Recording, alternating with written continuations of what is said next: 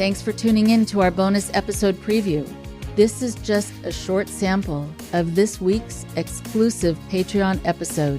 You can hear the episode in its entirety by becoming a member at patreon.com/IndoctriNation, where you'll gain access to all of our exclusive episodes and merchandise.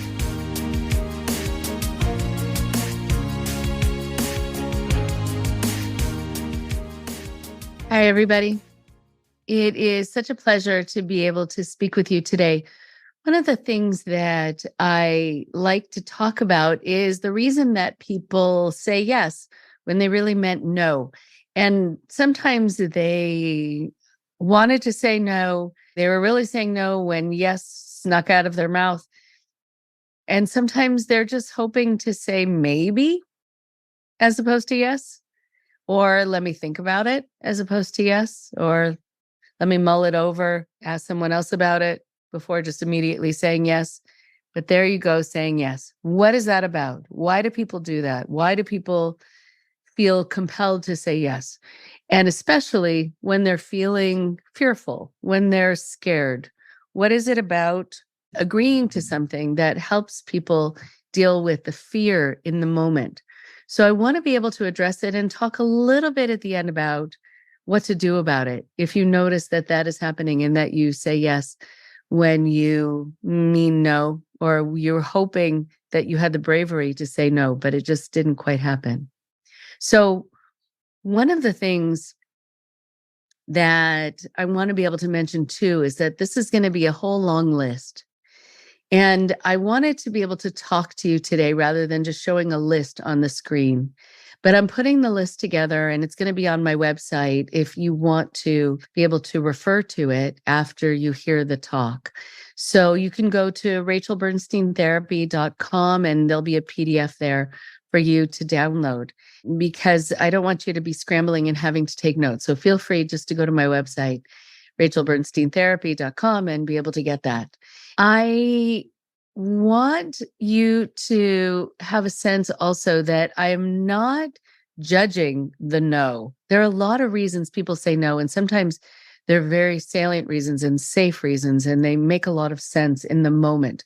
And so this, again, is not judging the people who say no or say yes and why. It really is understanding the moment.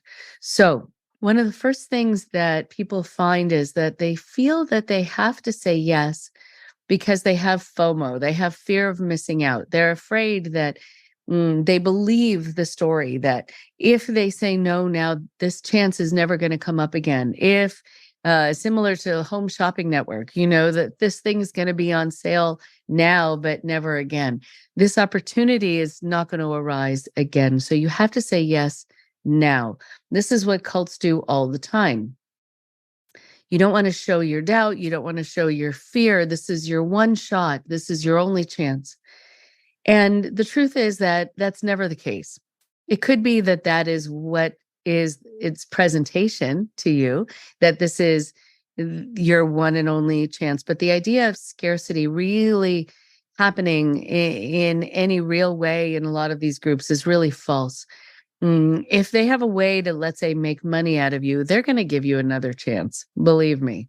So if you have to wait until tomorrow, but they still know they can get cash out of you, they will wait until tomorrow. The other is social pressure.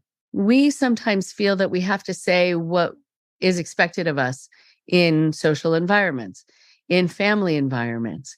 We need to go along with things. We are afraid that we're the only one thinking anything other than yes. That's never the case in a social environment, but we might think it if we're the only one who is sort of going, we're not sure, when everyone else seems so gung-ho.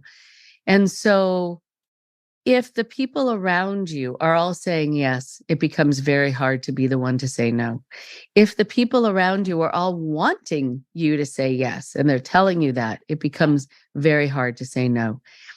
If the people around you are getting kudos for having said yes, then it's very hard to say no.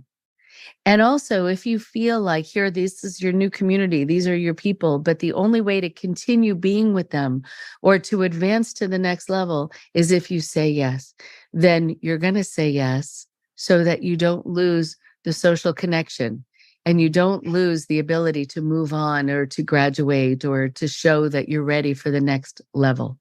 So much social pressure there to say yes, as we all know. There are a lot of people too who have become convinced that when they say no to something, that's the thing that has stood in their way. Just that no, their negative thinking, their hesitation, their not being ready to just dive in. But I think it's actually really smart sometimes when people say no, or they say wait, or they say hold on, or let me think about it. I think of a term when sometimes people say yes before thinking about it. It's like people who blurt things out before thinking about it. I call it ready, fire, aim. It's supposed to ready, aim, fire. And so you have fired and then you aim after, and then you realize and you question, is that the decision that you wanted to be making? You want to not do it in that order if you can. And if you can push yourself to have some time to think something through before you say yes. So there is this idea, though, with a lot of self-help groups, with a lot of other groups that rely on you having ultimate faith that somehow you should be ready to dive right into the deep end. You should be ready to say yes. And if you don't, that might be the devil. And if you don't, that might be negative energy. If you don't, that might be doubt. If you don't, that might be a sign of weakness, which is very hard for some people to want to admit about themselves if they believe that idea, that saying no is a weakness.